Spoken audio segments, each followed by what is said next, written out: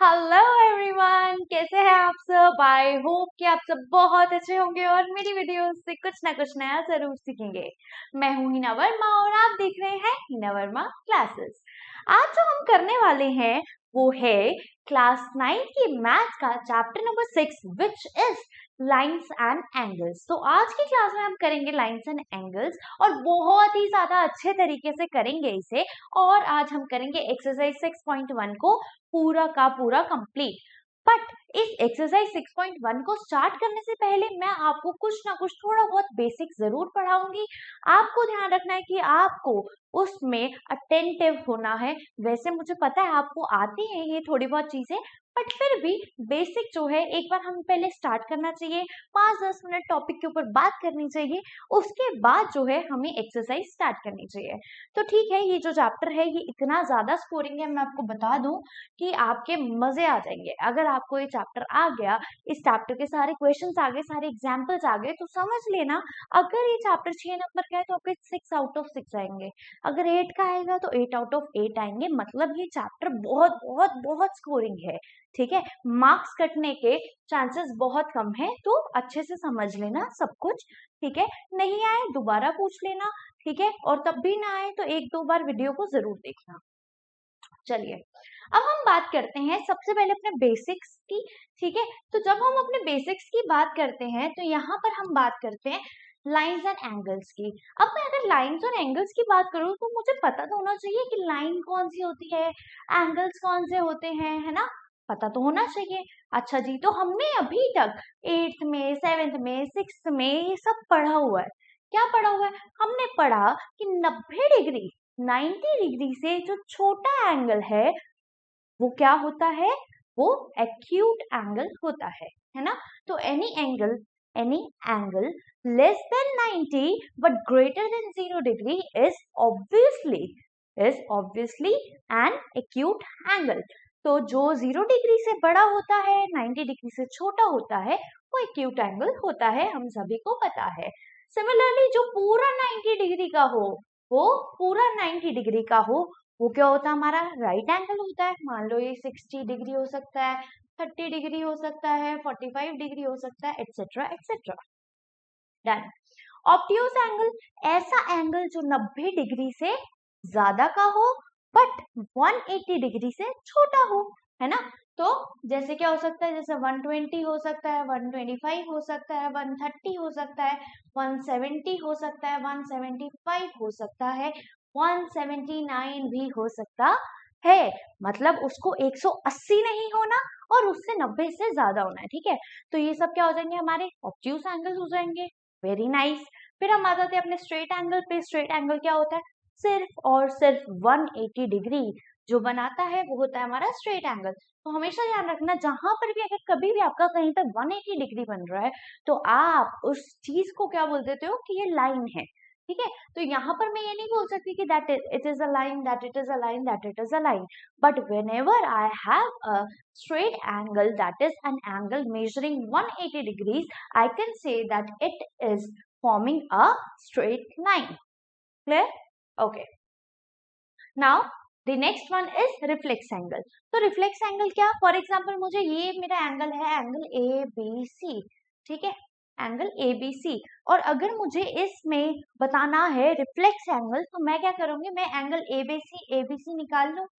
जब मैं ये अपना एबीसी एंगल निकाल लूंगी तो उसके बाद मैं 360 डिग्री में से उसे माइनस कर दूंगी। जब मैं उसे माइनस कर दूंगी तो मेरा रिफ्लेक्स एंगल निकल जाएगा। बट मैम ये होता क्या है, तो एक बार देख लेते हैं। सॉरी, होता क्या है, फॉर एग्जाम्पल आपको रिफ्लेक्स एंगल निकालना है। दैट मीन्स ये जो आपका पर्टिकुलर कोई भी एंगल है, इस एंगल के बाहर वाला एंगल जब हमें निकालना होता है तो वो होता है हमारा रिफ्लेक्स एंगल। तो अगर आपको सिर्फ एंगल एबीसी निकालना है तो क्वेश्चन में गिवन होगा कि आप एंगल एबीसी निकालो। बट जब आपको रिफ्लेक्स एंगल निकालना है तो आपने एबीसी के बाहर वाला पूरा एंगल निकाल के देना होता है। Is it clear to everyone? क्या ये एंगल वाले कंसेप्ट पहले वाले याद आए, है ना। तो इसमें कुछ नया नहीं था और मैंने कुछ बहुत स्पेशल नहीं बताया है, ये आप सभी को आता था, बस छोटी सी रिवीजन अभी हम कर रहे हैं। डन। नेक्स्ट पे आते हैं। नेक्स्ट आपने ये भी आप सभी को आता है, बट दोबारा हम देख लेंगे, है ना।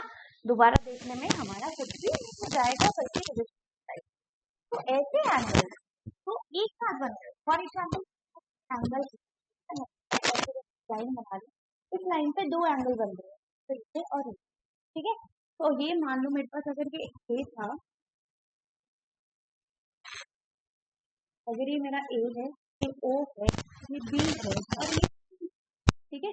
तो मैं क्या करूंगी, मैं ऐसे एरोज लगाऊंगी। इसमें अगर आप देखते हो तो एक सिंगल पॉइंट है, सिंगल पॉइंट है ओ। ओ पर दो एंगल्स बन रहे हैं, ओ पर दो एंगल्स बन रहे हैं। और अगर आप ध्यान से और ज्यादा देखें तो आपके पास ओसी जो है वो कॉमन है, मतलब एक कॉमन लाइन। मतलब मेरे पास यहाँ पे दो एंगल बन रहा है, एक एंगल बन रहा है एंगल ए ओ सी, दूसरा एंगल मेरे पास बन रहा है angle C O B, angle C O B बन रहा है मेरे पास। मैं क्या करती हूँ बेटा, मैं हमेशा ध्यान दूंगी कि ये देखो मेरे पास एक एंगल 1 बना, एक एंगल 2 बना, इन दोनों में कॉमन क्या आ रहा है, एक तो same vertex and O common आ रही है, दूसरा क्या कॉमन आ रहा है, दूसरा कॉमन आ रही है हमारी एक रे विच इज ओसी। तो ओसी इज कॉमन हियर। तो whenever we are having two angles that are attached to each other, ऐसे एंगल्स जो दोनों एक दूसरे के साथ चिपके पड़े हैं, ठीक है। तो ये जो चिपको एंगल्स हैं, ठीक है, उन्हें हम क्या बोलते हैं, एडजेसेंट एंगल, ठीक है। जो साथ साथ वाले होता है ना, समझ साथ रहता है ना, तो आपके साथ जो बैठा होता है उसको हम होता है आपके एडजेसेंट बैठा हुआ है ना, तो आपके साथ बैठा हुआ है। तो एक ऐसा एंगल जो आपसे चिपका पड़ा है, दूसरे एंगल से चिपका पड़ा है, इज एडजेसेंट एंगल। ओके, तो ये हो गया हमारे एडजेसेंट एंगल। अब एडजेसेंट एंगल जरूरी नहीं है ऐसा हो, अब एडजेसेंट एंगल ऐसा भी हो सकता है, तो इसमें ये ऑब्ट्यूज सा एंगल बना रहा हो, बीच में ये हो, तो यहाँ पे कॉमन क्या आ गई, DB is common here and B is the common vertex here. This is forming angle 1 and this is forming angle 2, right? तो no problem, है ना, तो किसी में भी हो सकता है, ठीक है जी। ओके, अब लीनियर पेयर ऑफ एंगल्स पे हम आ जाते हैं, ठीक है। तो जब हम आ जाते हैं लीनियर पेयर ऑफ एंगल्स पे, तो ये क्या हो गया, एक हाँ ठीक है। तो जब हम लीनियर पेयर ऑफ एंगल्स पे आ जाते हैं तो लीनियर पेयर भी एडजेसेंट एंगल होते हैं। क्यों होते हैं मैम, तो देख लेते हैं। लीनियर पेयर का मतलब क्या, ऐसे एंगल जो दोनों का सम, जैसे angle 1 plus angle 2 should be equal to 180, यही होता है लीनियर पेयर। क्या होता है, जब दो एंगल्स का सम 180 आता है तो हम बोलते हैं कि वो लीनियर पेयर हैं। और इस लीनियर पेयर की वजह से ये जो लाइन बनी है, ये एक स्ट्रेट लाइन है, ये एक स्ट्रेट लाइन है। हम यही तो पढ़ते हैं, यही पढ़ रहे हैं जी हाँ बिल्कुल। ओके, तो यहाँ पर हमने मैंने बोला कि भैया ये लीनियर पेयर है। आप बोलोगे अरे वाह मैम आपने तो बहुत बड़ी बात बता दी, angle 1 plus angle 2 is equals to 180, हमें तो पता ही नहीं था। अरे मुझे पता है, आपको पता है यार, थोड़ा थोड़ा सा समझ लो यार।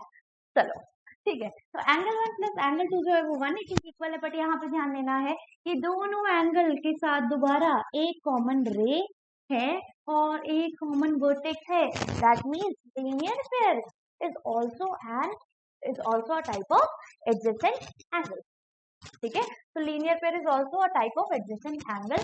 Here in particularly in linear pair, the angles formed make a sum of 180 degrees, ठीक है। तो जहां पर भी 180 डिग्री बनेगा वहां पर हमारा लीनियर पेयर बनता है। लीनियर पेयर बनने की वजह से यहाँ पर क्या बनता है, हमारी एक स्ट्रेट लाइन बनती है। Is it clear to everyone now? Okay that, आगे बढ़े, चलिए next is are vertically opposite angle. अच्छा, इसका थ्योरम है, ठीक है, मतलब इसका प्रूफ है, और वो है आपकी एनसीईआरटी के थ्योरम में, ठीक है। तो अगर आपको समझ नहीं आ रहा तो आप मुझे मैसेज करके कमेंट करके बता देना, तो मैं उसका भी मतलब वीडियो एक्सप्लेनेशन डाल दूंगी। बट अभी मैं नहीं डाल रही, क्यों, क्योंकि अभी मैं सिर्फ एक्सरसाइज के क्वेश्चन कराऊंगी। बट अगर आप चाहते हो कि मैं एग्जाम्पल्स भी कराऊँ, थ्योरम्स भी कराऊँ, तो आपको उसके लिए बहुत सारे बच्चों को बहुत ज्यादा कमेंट करने पड़ेंगे। जब आप बहुत ज्यादा कमेंट करोगे तो मैं बहुत अच्छे से आपको सारी चीजें जो है क्लियर करवा दूँ। Clear, done. Now coming to vertically opposite angles, तो हमें सभी को पता है, इसको मैं शॉर्ट फॉर्म में लिख रही हूँ, आपको नहीं लिखना, ठीक है, तो अपना ज्यादा दिमाग मत चलाना, ठीक है, आप लिख सकते हो, बट आई डोंट नो कि उस टाइम पे टीचर का जो मूड है वो कैसा होगा या क्या होगा, क्या मैम मार्क्स काटेंगी या नहीं काटेंगी। तो आपने हर चीज जो है प्रॉपर स्टेटमेंट में लिखनी है। क्लियर? ओके, तो अब हम बात करते हैं वर्टिकली ऑपोजिट एंगल्स की। वर्टिकली ऑपोजिट एंगल का मतलब क्या होता है?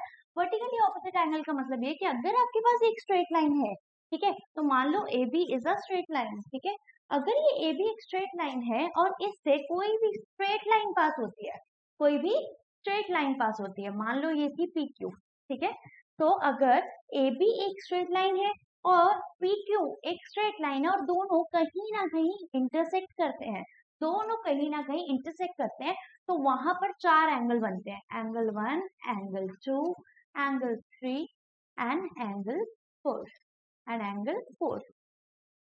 अब ये चारों एंगल क्या करेंगे? ये चारों एंगल में से जो आमने सामने वाले होंगे वो इक्वल हो जाएंगे। जैसे angle 2 would be equal to angle 4 here, that means vertically opposite angles are equal.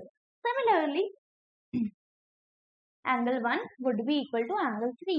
So angle 1 would also be equal to angle 3. This is nothing but vertically opposite angle. ध्यान हमेशा क्या रखना है? हम पढ़ रहे लाइन्स एंड एंगल्स, हर चीज पे एक चीज का ध्यान रखना, वो है क्या ये लाइन है? अगर ये लाइन है तो ये लीनियर पेयर बना रही है, अगर ये दोनों लाइन है तो ये वर्टिकली ऑपोजिट एंगल्स बना रहे हैं, ठीक है। तो हमेशा जब भी आप क्वेश्चन करेंगे, वहाँ बहुत ध्यान से आपने क्वेश्चन को देखना है। जब आप क्वेश्चन को बहुत अच्छे से देख लेते हो ना, तो आप 50% जो है स्कोरिंग बन सकते हो, ठीक है। मतलब कभी कभार क्या होता है, हम क्वेश्चन में एक वर्ड नहीं देखते, एक वर्ड की वजह से हमारा पूरा क्वेश्चन रह जाता है। तो बड़े ध्यान से क्वेश्चन को देखना, उसके बाद सॉल्व करना, ठीक है। क्योंकि अभी मैं आपको जो धीरे धीरे जो क्वेश्चंस कराऊंगी ना, उसमें मैं आपको इसकी इंपॉर्टेंस आपको खुद पता चल जाएगी, मुझे बताने की जरूरत नहीं पड़ेगी, बट फिर भी मैं थोड़ा सा बता दूँ, ठीक है। चलिए सॉरी, गला खराब हो रहा है।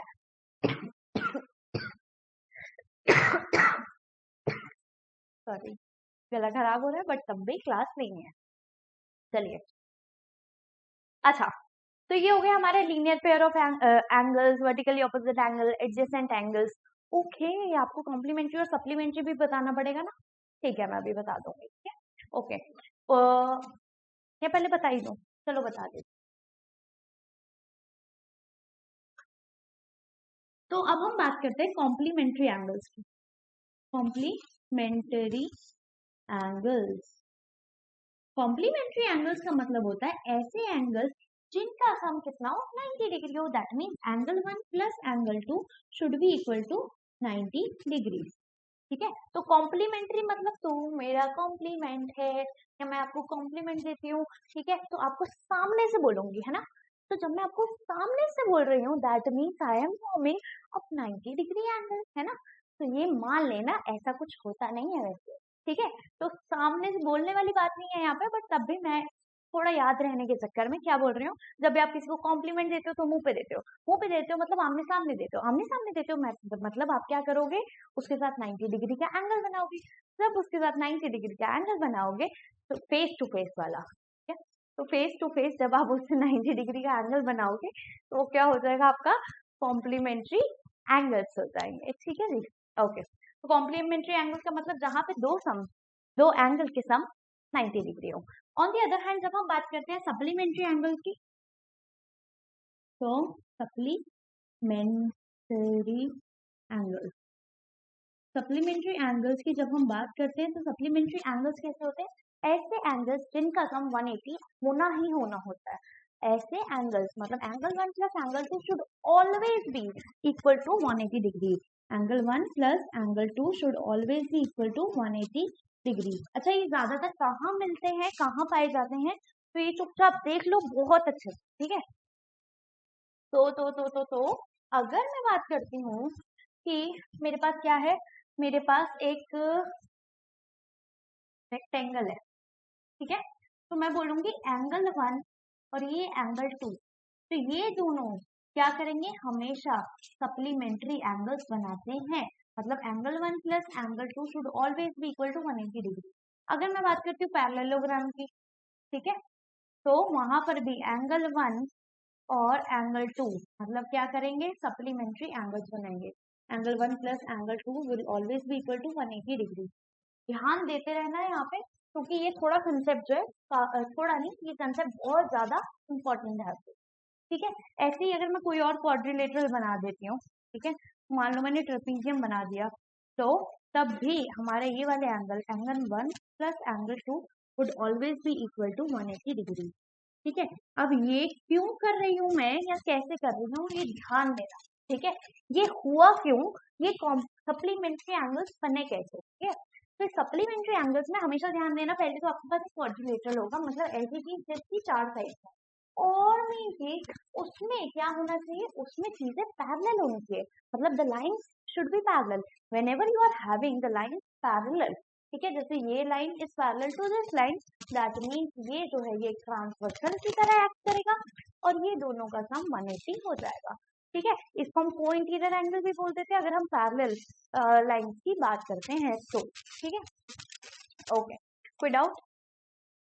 चलिए, अब जब क्वेश्चन करेंगे ना तब आएगा मजा। ठीक है, बट हर एक क्वेश्चन को बहुत अच्छे से करना है। ठीक है, क्योंकि यहाँ पर क्या है, यहाँ पर तो अगर तुमने एक चीज छोड़ी तो सब छूट जाएगा, अगर एक भी चीज नहीं छूटी तो वो मतलब एक भी मार्क्स भी नहीं छूटेगा। ठीक है, तो अच्छे से करेंगे अब।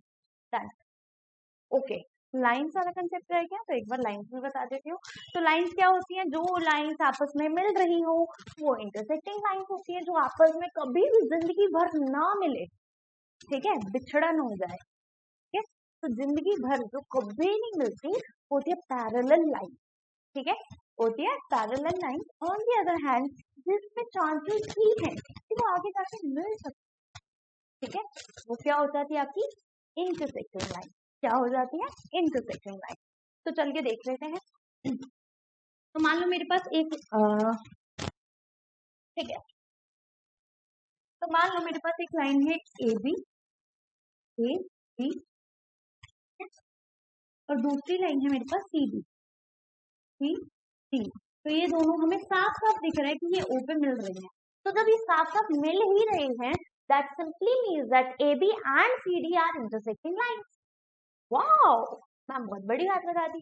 अरे यार बड़ी ही है, चलो अब धीरे धीरे करें। अब मानो मेरे पास ये AB है, ठीक है, और ये CD है, CD है। अब बताओ क्या ये पैरेलल लाइन है या इंटरसेक्टिंग लाइन है?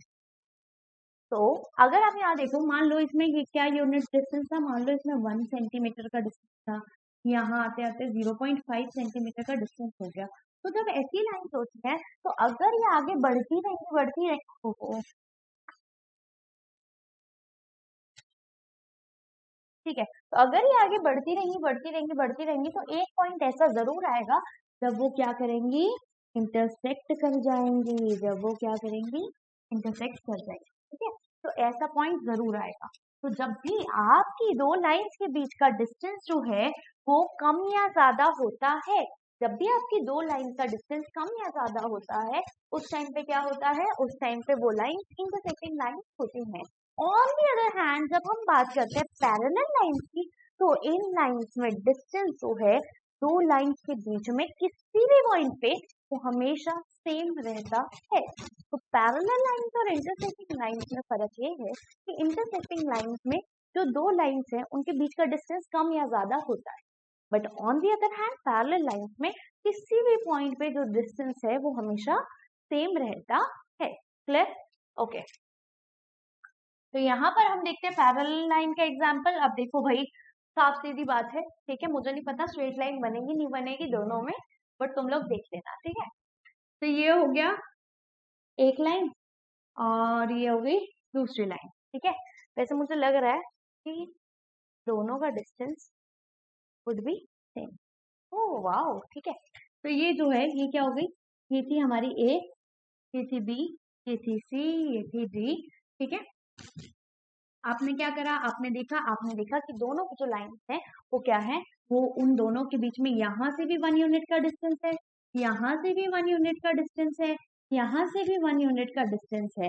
तो आप किसी भी पॉइंट पे देखते हो और वो हर पॉइंट पे सेम डिस्टेंस होता है, that means these are parallel lines. अब ये जिंदगी भर अगर ये आगे भी बढ़ती रही तो इनमें सेम ही डिस्टेंस रहेगा, चाहे पीछे जाती रहे सेम ही डिस्टेंस रहेगा। तो जब सेम ही डिस्टेंस रहेगा तो ये क्या हो जाएगा, ये कभी भी आपस में नहीं मिलेंगी, और कभी भी आपस में नहीं मिलेंगी, that means these are parallel lines, that means these are parallel lines. तो आपको पता चल गया पैरेलल लाइंस कौन सी होती है, इंटरसेक्टिंग लाइंस कौन सी होती है। Complementary angle 90 degree, supplementary angle 180 degree, okay. और एडजेसेंट एंगल साथ साथ वाले, और लीनियर पेयर साथ साथ वाले, बट फॉर्मिंग 180 डिग्रीज, है ना, एंड अ स्ट्रेट लाइन, ठीक है। और adjacent angle vertically opposite angle, आमने सामने, ऊपर वाला और ये नीचे वाला, ठीक है, या राइट वाला और ये लेफ्ट वाला, they are making vertically opposite angle, but when this is a line then only, फिर चलिए अब करते हैं हम अपनी एक्सरसाइज 6.1 स्टार्ट। मुझे पता है कि ये जो हमारी वीडियो है ये लंबी बनेगी या बनेगी, बट ये बहुत बहुत बहुत इंपॉर्टेंट है, तो ध्यान से कर लेना, ठीक है, okay.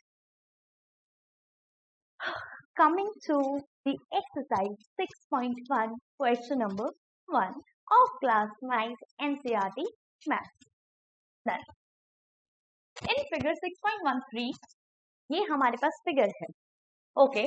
Line AB and CD, तो ये एक लाइन AB है और ये एक लाइन CD है, इंटरसेक्ट एट O। ये दोनों AB और CD मिलते हैं कहाँ पे, O के ऊपर, ठीक है। तो O पर ये दोनों लाइंस जो हैं वो मिलती हैं, ओके जी, ठीक है जी, done. If angle AOC plus angle BOA, angle AOC plus BOE, अच्छा, तो ये आमने सामने वाले हैं, बट थोड़ा सा ध्यान दे लेंगे यहाँ पे हम, ठीक है। तो इन्होंने बोला ये एंगल AOC और BOE, जब मैं इसको और इसको प्लस करता हूँ या करती हूँ, ठीक है, तो ये हो जाते हैं हमारे 70 डिग्रीज के 70 degree, and angle BOD is equal to 40 degree. और यहाँ पे ये बोला है कि ये जो BOD है ये है 40 डिग्री का। फाइंड एंगल BOE, आपको क्या निकालना है, एंगल BOE, तो आपको यही वाला एंगल जो है निकालना है, ठीक है। And reflex of angle COE, और COE का रिफ्लेक्ट मतलब उसके बाहर वाले का, ठीक है।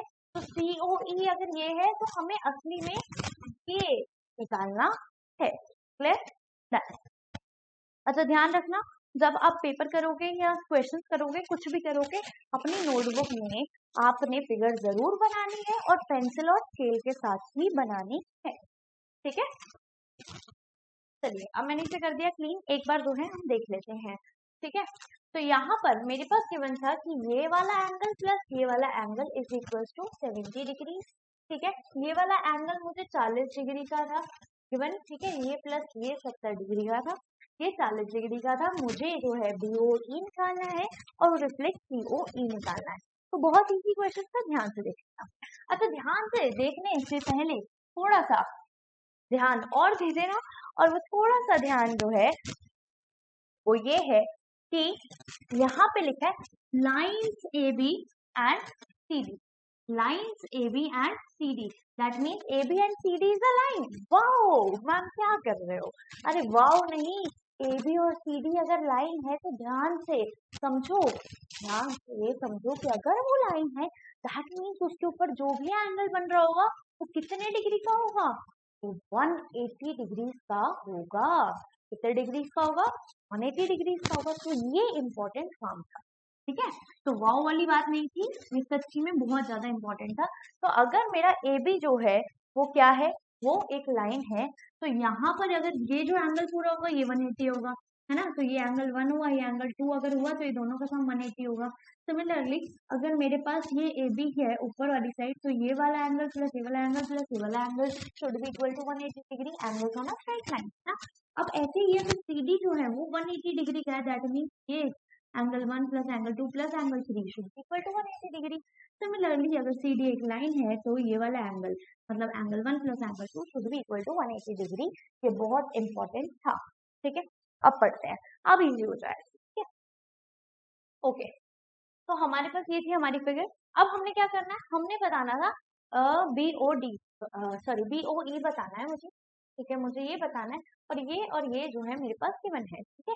तो मैं बोलती हूँ मैं यहाँ ध्यान से देख रही हूँ, अगर मेरे पास ये सम गिवन है, इन दो मतलब इसका प्लस इसका गिवन है मेरे पास, और मैं angle on a straight line कर दूं, तो ये पूरा तीनों का मिला के 180 हो जाएगा, है ना। तीनों को मिला के कितना होगा, 180 होगा। अगर ये तीनों का मिला के 180 हो जाता है और ये दोनों 70 डिग्री के, दैट मीन्स मेरा एंगल सीओई कितने का होगा, 110 का, है ना। 180 माइनस 170, 110 का होगा, ठीक है। ऐसे भी कर सकती हूँ, तब भी मेरा सीओई निकल गया तो रिफ्लेक्स भी आराम से निकल जाएगा। कैसे, 360 माइनस 110, है ना, वो कर सकते हैं। या फिर क्या कर सकते हैं, या फिर आपने क्या करा, आपने देखा कि C D is a line, है ना। तो सी डी अगर एक लाइन है और आपके पास बीओडी गिवन है, तो ये 40 है, ठीक है। ओके, ये 40 है।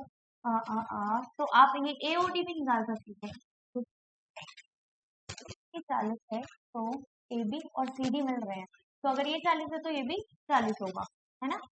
मतलब वर्टिकली ऑपोजिट एंगल यहाँ पर भी हो सकता है ना।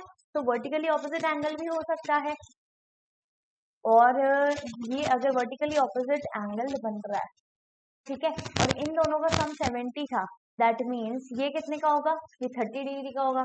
तो 40 प्लस 30 कितना हो गया, 70, है ना। और ये angle on a straight line किया तो 180 डिग्री का होना चाहिए, 180 का। तो अगर ये 70 क्या है दोनों, तो ये 180 क्या है, तो मतलब 110 का कितना होगा, सीओई। तो नहीं आ रहा तो अभी मैं करके बता रही हूँ, टेंशन मत लो, ठीक है। इजी है, मुझे पता है, बट मैं क्या करती हूँ, मैं ना एक दो चीजें तुम लोगों के दिमाग में डालना चाहती हूँ, ताकि तुम लोग रट के ना जाओ कि हाँ मैम ने ऐसे किया था तो हमें भी ऐसे करना है। अपना दिमाग लगाना है, क्योंकि आपके पास दिमाग है ना, और बिल्कुल सही दिमाग है, तो उसका यूज करना है। मैंने रटवाना नहीं है चीजों को, मुझे समझाना है। तो चाहे टाइम ज्यादा लगे, चाहे कुछ हो, आपको चीज अच्छे से समझनी है, आपके मार्क्स नहीं कटने चाहिए अगर आपने हिना मैम से पढ़ाई की है तो, ठीक है। तो चलिए, अब मैं लिख रही हूँ, ध्यान से समझते रहना, ठीक है। तो मैं बोलती हूँ आपको कि angle AOC plus angle BOE, angle BOE is equals to 70 degree given, है ना। गिवन है नहीं मेरा, तो गिवन में मैंने लिखा कि angle AOC plus angle BOE is equals to 70 degree and angle BOD is equals to 40 degree, ठीक है। अब मैं बोलती हूँ कि मेरे पास ये दोनों जो हैं, ये है डिग्री को प्लस करके और ये 40 डिग्री है, ठीक है। मैं बोलती हूँ ऑन लाइन ए बी, ठीक है, ऑन लाइन ए बी, ठीक है। अगर ए बी एक लाइन है, तो angle A O C plus angle C O E plus angle C O E plus angle E O B plus angle E O B should be equal to 180 degree by angles on a straight line, by angles on a straight line,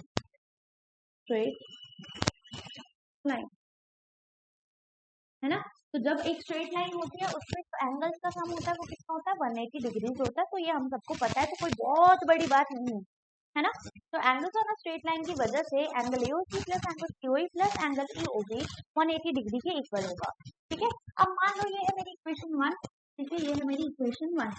तो angle AOC plus angle EOB या BOE दोनों की बात same है, तो ये कितना था, 70 डिग्री, है ना। तो बाय इक्वेशन 1, ठीक है, इक्वेशन 1 के थ्रू मेरे पास ये क्या आया, angle AOC plus angle EOB plus angle COE is equals to 180।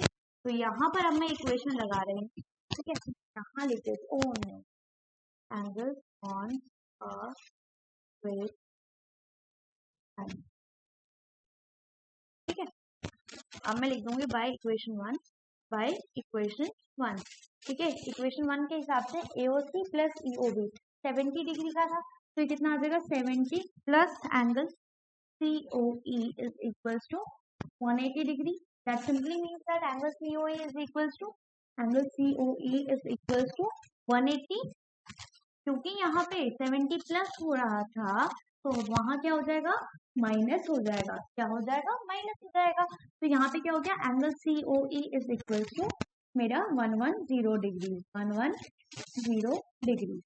यहाँ तक कोई डाउट? तो मैंने अभी क्या करा, मैंने बोला कि ये 110 डिग्री का है। कोई डाउट था इसमें? इजी है। तो हमने क्या करा, हमने बोला ये प्लस ये इज इक्वल टू 180 और इन दोनों का सम मेरे को 70 गिवन है, दैट मींस ये मेरा 180 माइनस 70 विच इज 110 डिग्रीज आएगा। ठीक है, अच्छा जी, उसके बाद अगर मुझे इसका रिफ्लेक्स एंगल COE निकालना है तो मैं पहले निकाल सकती हूँ, कोई भी चीज मैं पहले निकाल सकती हूँ। तो बेटा रिफ्लेक्स एंगल COE कितना हो जाएगा, reflex angle COE would be equal to कितना होगा, पूरा कितना होगा, ये पूरा जो है ये होगा 360 डिग्री का। ये COE था 110 डिग्री का, रिफ्लेक्स एंगल क्या होता है, इसके अलग वाला, ये वाला।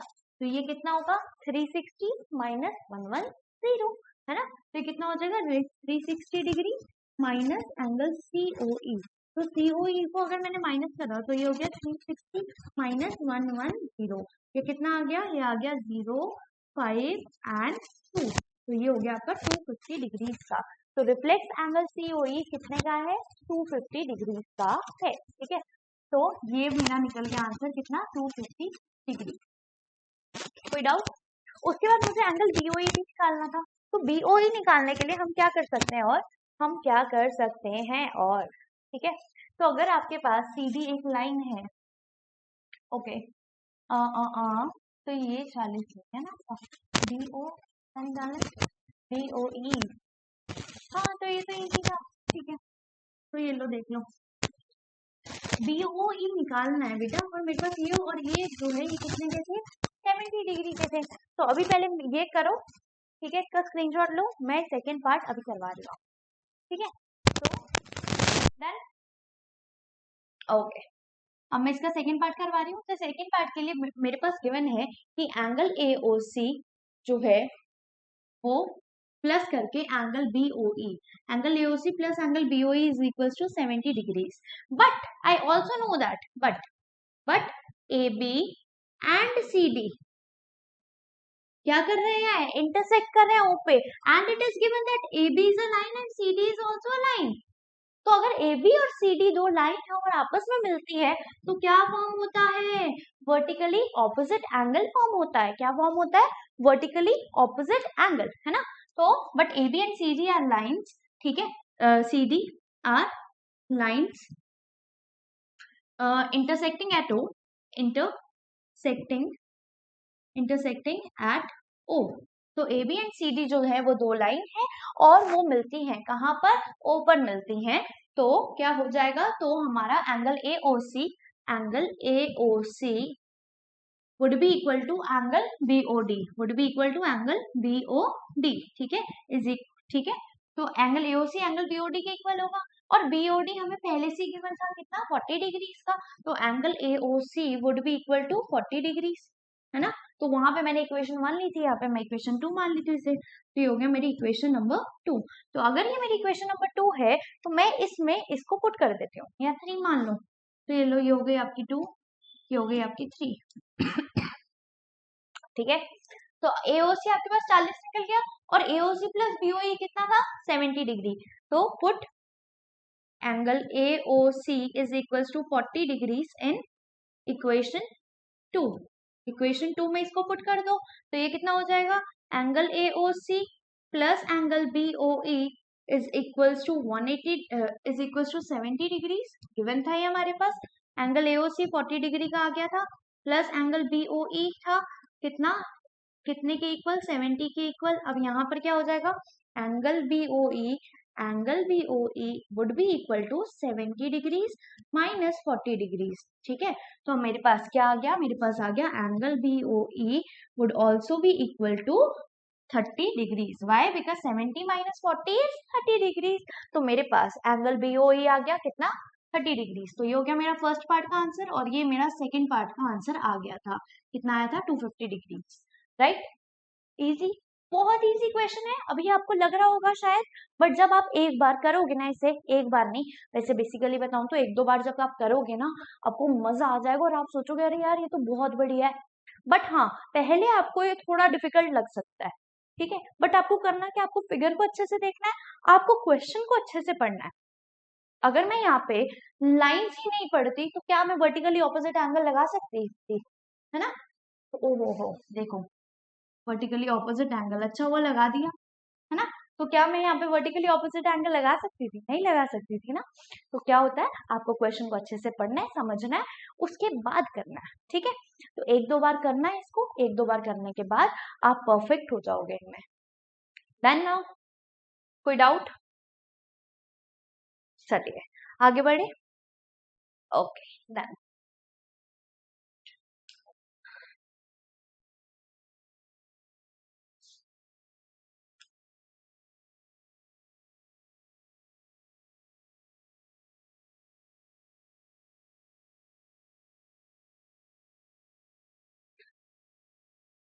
ये बताइए समझ आ रहा है अच्छे से?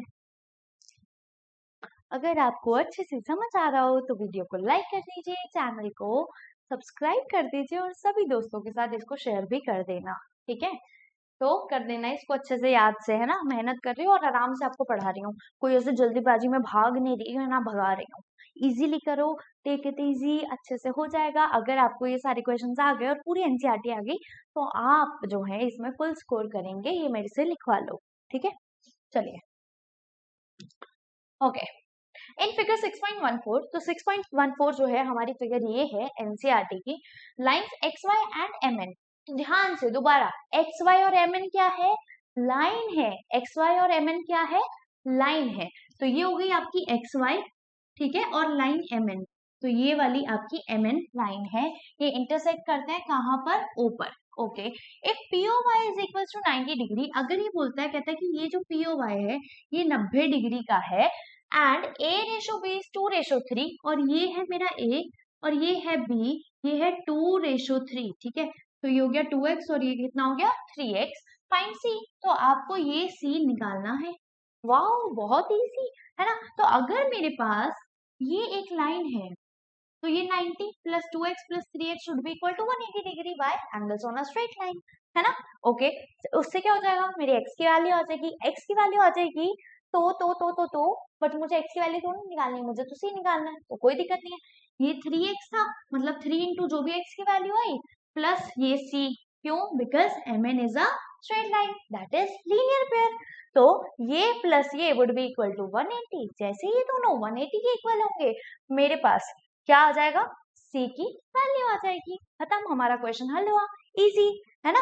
तो थोड़ा टाइम आपको लगेगा बट आप भी ऐसे ही मुंह जुबानी 1 मिनट में पूरा क्वेश्चन सॉल्व कर दोगे, और उसके बाद फिर तो आपको थोड़ा सा टाइम लगेगा लिखने में और खत्म काम आपका, ठीक है। तो अब क्या करते हैं, अब लिखते हैं, ठीक है जी। ओके, वाइट से लिखे, चलिए। तो lines X Y and M N intersect at O, X Y और एम एन, एक्स वाई और एम एन इंटरसेक्ट करती है ओ पे।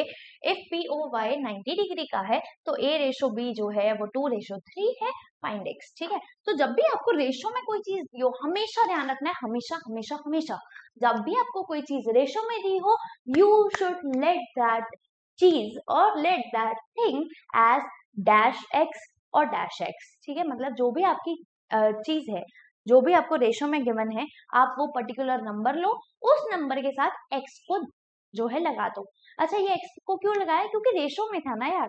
रेशो का मतलब क्या होता है? रेशो का मतलब ये होता है कि कोई और अलग नंबर होगा बट काट पीट के जो है वो कितना आ रहा है, उसकी सबसे जो लोएस्ट फ्रैक्शन है वो ये है। अब ये समझ नहीं आया होगा तुम्हें, वैसे ये इसका कंसेप्ट नहीं है, फिर भी बता देती हूँ, ठीक है। तो जैसे मैं बोलती हूँ 2/5, और जैसे मैं बोल देती हूँ आपको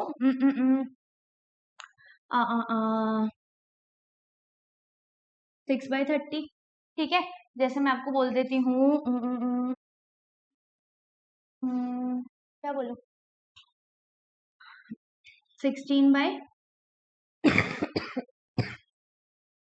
40। तो ये क्या होता है, ये रेशो के फॉर्म में, जैसे 6/30 को मैं 6:30 लिख सकती हूँ, है ना, या 16:40 लिख सकती हूँ, या मैं यहाँ पे 2:5 लिख सकती हूँ। लेकिन लोएस्ट फ्रैक्शन क्या होती है, जैसे मैं इसे काट दूँ तो ये क्या हो जाएगा, 3 2s are 6 and 3 1s are and 5s are। ठीक है, ओके, ये मैंने गलत लिख दी क्या, 6 1s are 5s are, okay okay okay, 2/15 आ गया, ये तो गलत हो गई मेरी वाली। ठीक है, तो ये देख लेते हैं, 8 2s are 16 और 8 5s are 40। ठीक है, तो ये वाली छोड़ दो, इसकी जगह कुछ और लिखवा देती हूँ। इसकी जगह मैं लिखवा देती हूँ 8 और 20। तो देखो 4 2s are and 4 5s are।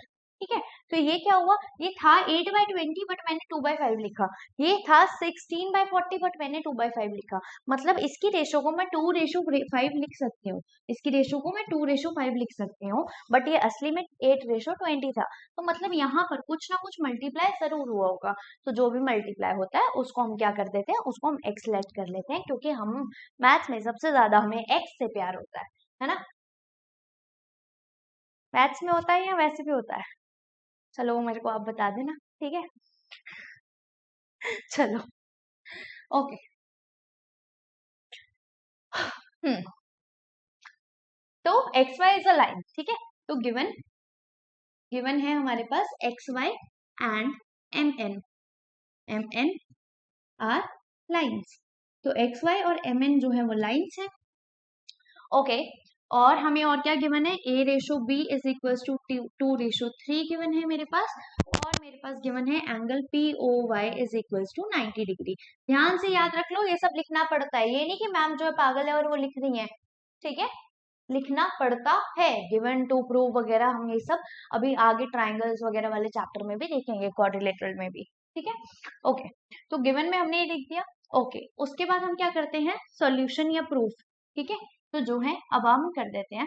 अब मैं लिखती हूँ नाउ नाउ क्योंकि एक्स वाई जो है लाइन है, X Y is a line, मुझे पता है X Y is a line, that means angle angle X O M plus angle M O P plus angle M O P plus angle P O Y is equals to 180 degree. ये 180 degree क्यों होंगे angles on a straight line. ठीक है, तो क्यों होंगे angles on a straight line तो ये angles on a straight line बनाते हैं।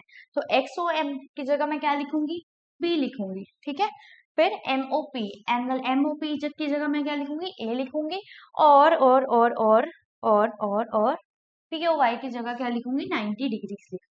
ठीक है, अब ये बी और ए मुझे पता नहीं है, तो मैं यहाँ पर क्या करूंगी, मुझे पहले ही लिखना चाहिए था।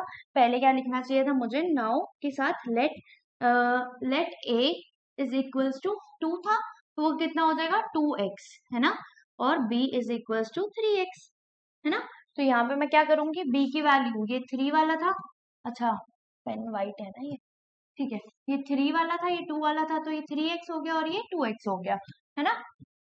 ओके, तो अब मैं क्या कर सकती हूँ, अब मैं लिख सकती हूँ, क्या लिख सकती हूँ, 3x plus 2x plus 90 is equals to 180 is equals to 180 degrees is equals to 180 degrees. कैसे आया, ये इसके थ्रू आया, जो क्या था हमारा, क्या था angles on a straight line. अब ये कितना हो गया, ये हो गया आपका 5x plus 90 is equals to 180, 5x plus 90 is equals to 180, तो 5x is equals to 180 minus 90 degree, 180 degree minus 90 degree.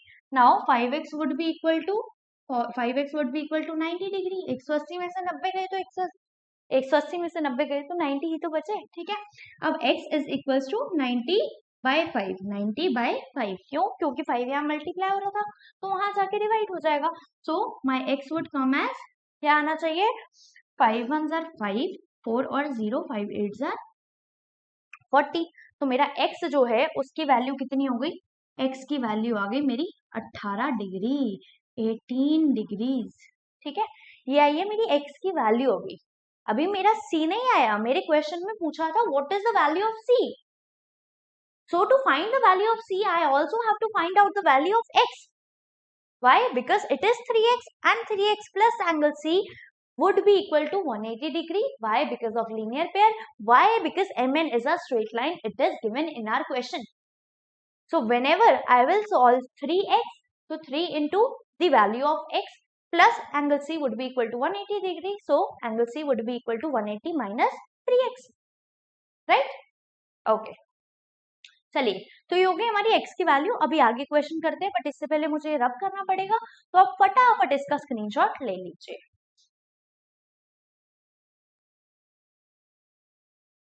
Done, good.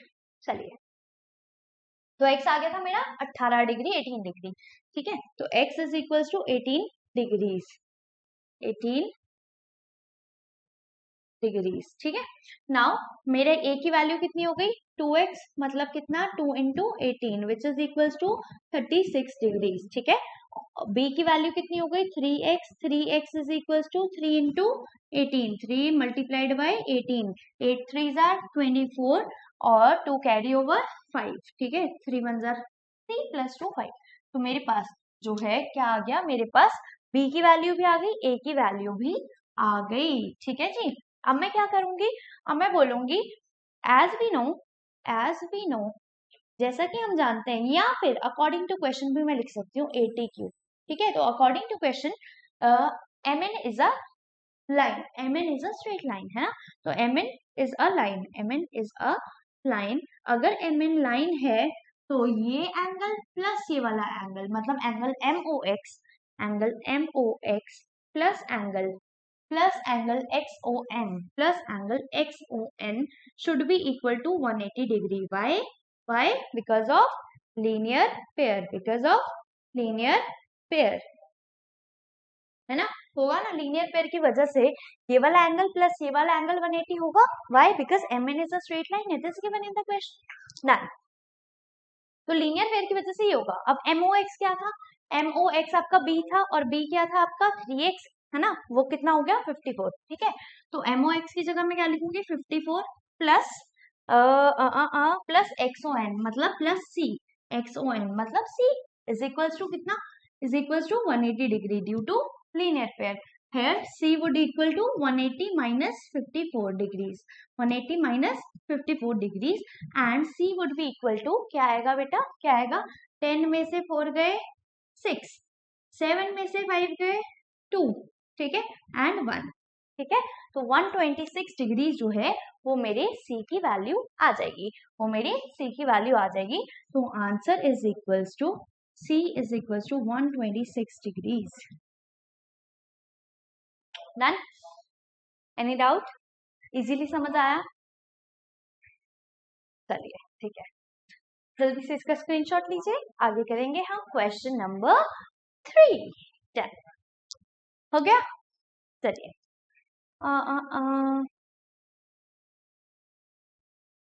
Okay,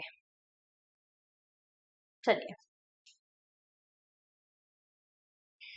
अब आ जाते हैं क्वेश्चन नंबर 3 पे. क्वेश्चन नंबर 3 देखते हैं और साथ साथ पढ़ते हैं. सबसे पहले जो जो पढ़ते रहो उसको दिमाग में फ्रेम करते रहो.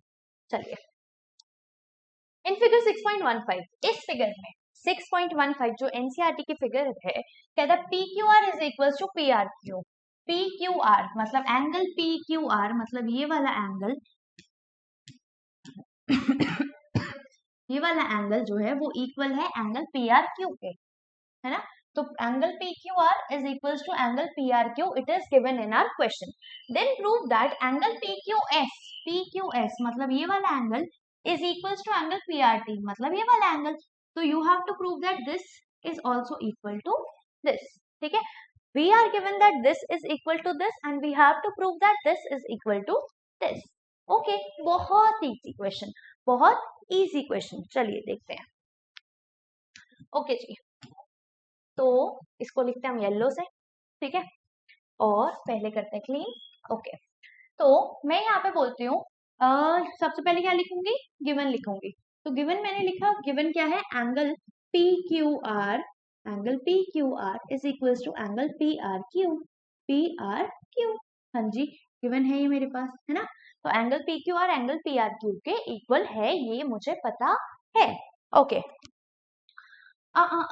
ठीक है। अब एक चीज देखना ध्यान से, अगर ये दोनों इक्वल हैं तो क्या मैं इन दोनों को x लेट कर सकती हूँ?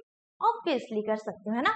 तो मैं बोलूंगी let angle P Q R is equals to x degrees, है ना, और angle P R Q is also equal to x degrees. अच्छा, अगर आपको x नहीं लेना तो आप छोड़ दो, x मत लो, ऐसे ही लिख लेना, कोई दिक्कत नहीं है, ठीक है। ओके, नाउ अब मेरे को निकालना क्या था, PQS और PRT।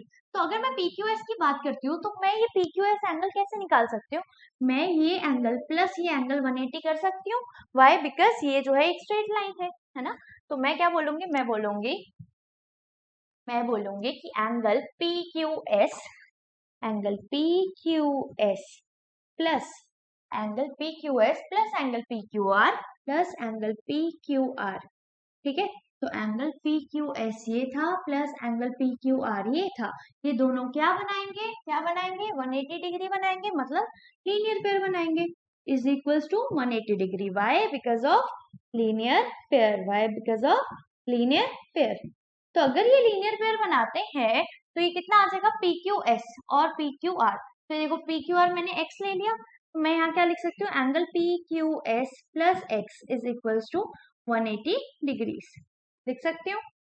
अब that means angle PQS is equals to 180 minus x degrees, है ना। 180 माइनस x आ गया आपका PQS की वैल्यू में कोई डाउट? ओके, तो इसको मैंने क्या मान लिया, इसको मान लिया मैंने इक्वेशन 1। दूसरी साइड अब आ जाते हैं। अब दूसरी साइड पे मैंने क्या करना है, PRT और PRQ को लूंगी। PRT और PRQ क्या करेंगे, लीनियर पेयर बनाएंगे, है ना। तो angle PRT plus angle PRQ would also be equal to 180 degrees. Why? Because of linear pair, ठीक है। तो लीनियर पेयर अगर वो बनाएंगे तो मेरा जो PRQ है वो कितना था, x डिग्री था। तो मैंने क्या कर दिया, मैंने लिखा angle PRT plus x is equals to 180 degrees, है ना। तो angle PRT is also equal to 180 minus x degrees, ठीक है। तो ये हो गई मेरी सेकेंड इक्वेशन, ये क्या हो गई मेरी सेकेंड इक्वेशन। ध्यान देना, अब ये मेरा PQS कितना आया, 180 माइनस एक्स, ये मेरा PRT कितना आया, 180 माइनस एक्स।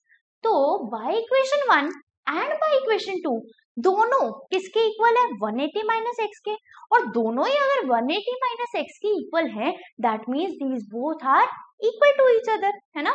तो यहाँ पे मैं क्या लिख सकती हूँ by equation 1 and 2, by equation